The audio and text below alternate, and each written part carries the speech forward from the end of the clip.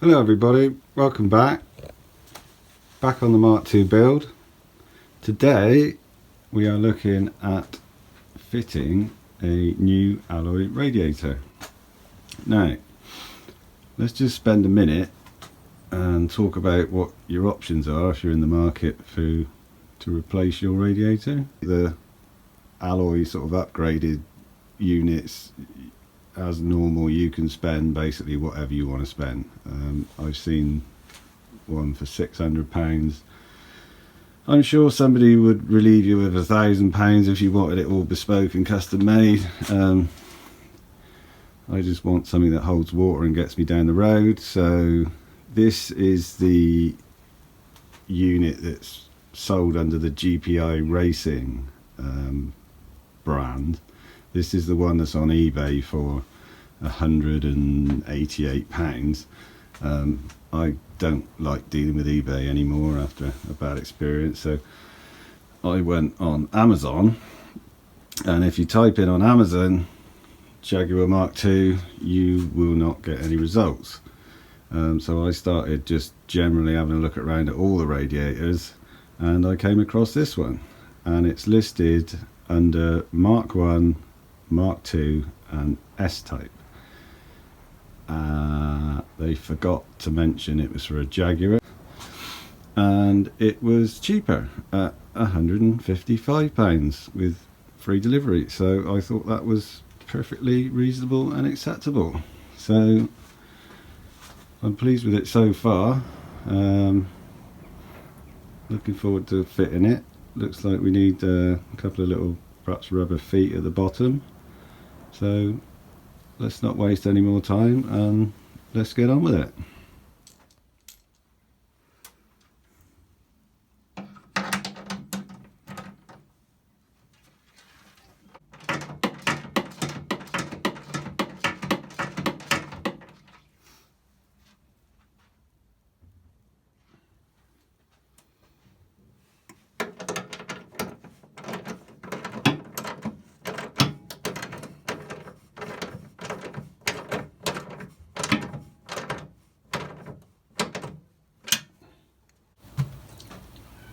Well, that was easy.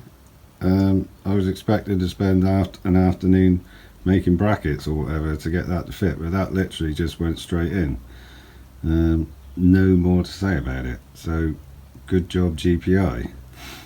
Now straight away I can see we've got a bit of a discrepancy between this outlet and the outlet on the engine. That's just way too tight to buckle something in there, and also I guess it would be the inlet on the water pump is 2 inches and our bottom hose is 45 millimeters, so yeah, we need to come up with something to make those play nice together. So to that end I've been shopping, so I'll see you over at the bench and let's have a chat about what I've got to get over some of these issues. Okay, so I went over to our local supplier for this sort of thing, Merlin Motorsport. To their credit, they are open in these difficult times. So let's see what £86.39 plus VAT, that's over £100 in the UK with our VAT, gets you. Spoiler alert, this word here tells you probably what you already know. Okay, let's have a look in the bag. We've got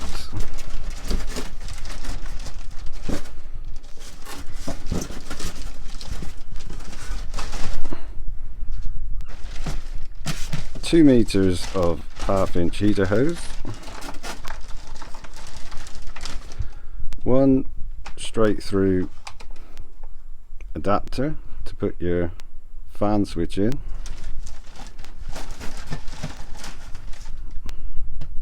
50mm hose joiner, wiggly hose.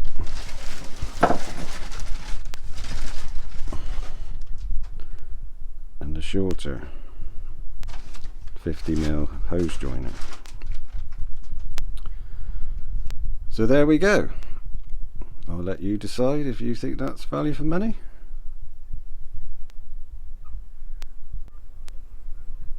I should also say that they did have the 2 hoses I needed and the fan switch to go in here for the operation of the fan, and if I'd have gone with that it would have been over £200. 200. Okay, so I'm hoping that the wiggly hose you saw earlier is going to get me over this issue here, but the only way it's going to work at all is if we move this outlet back, and as luck would have it, we've got a spacer here which presumably holds the thermostat. So as far as I'm concerned, it's a win-win, because I wasn't planning to run a thermostat anyway.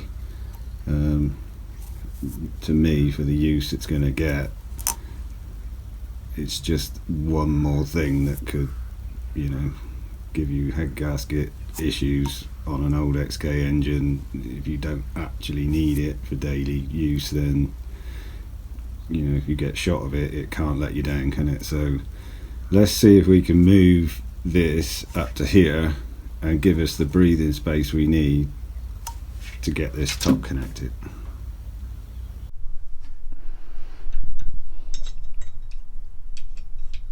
Okay, that was a bit of a struggle. That put up a bit of a fight. The old dissimilar metal syndrome, I think.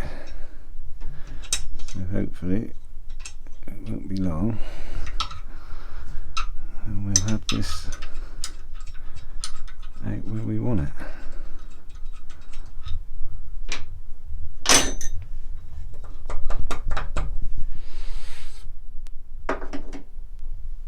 Okay, so I think you can see how rusty that got in there. That was a bit of a bear to get off, but a bit of heat and a smack with a hammer and we're back in the game. So this is what I was getting at. That then moves that back, so all I got to do is shorten this back. I've checked that I can get a die round here, tap the thread further up here, nut and bolt, job's a good one. So let's get on with that. Okay, so we managed to get that thread on. It was a bit tight and time consuming, to say the least. I did have to cheat a bit because we're in the middle of the bolt. The outer diameter is a fraction bigger than the tapping size, so I went M8 and managed to get it on there. So we got a good thread. Hasn't got to do a lot anyway, but it's absolutely fine. So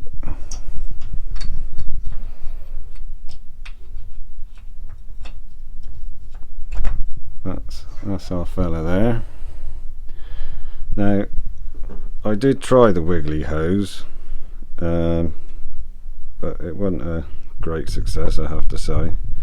So I'm looking in amongst my Jaguar hoses, and I think you'll see that if I cut that one down, that'll do us. Just need to cut it across here square. I'm sure that'll be absolutely fine. So you'll see that shortly. Okay, so next thing, underneath, and let's sort out this pump to bottom outlet. Okay then, so this is what I came up with. I thought it would be easier to show you off the car to start with, and then I'll show you it again when it's on the car.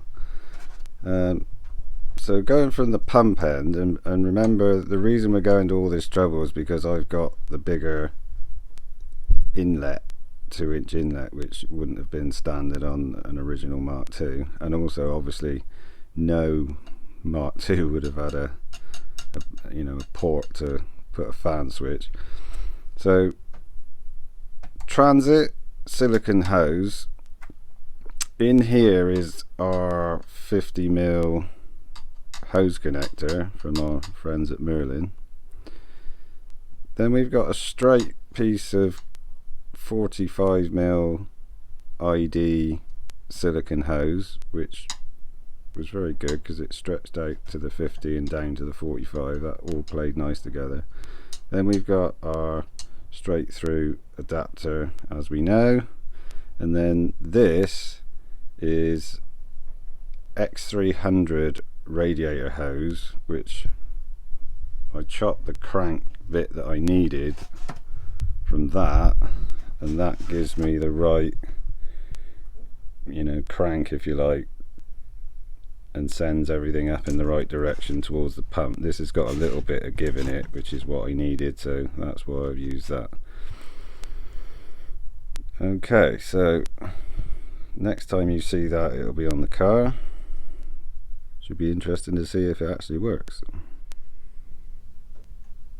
Okay, this is what it looks like under the car. This is my prototype power steering hose, so that'll be for another day. I've just got a temporary drain cock in that adapter. I'm gonna have to get over the shock of the expense of all this and save up for a fan switch. And then from above we've got the flexible hose going into the pump. And I've made up a modified bypass hose because we've moved that back, and that's the finished job of the top hose going from there to there. So all looking good.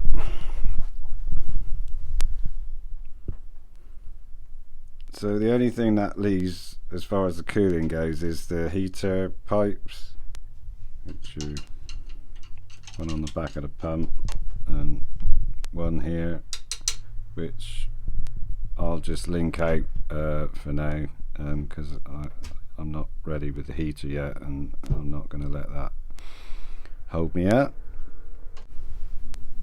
Okay then, that's how I fitted an aftermarket rad to a Mark II Jag. I hope you enjoyed it. Thanks ever so much for watching, and we'll catch you on the next one.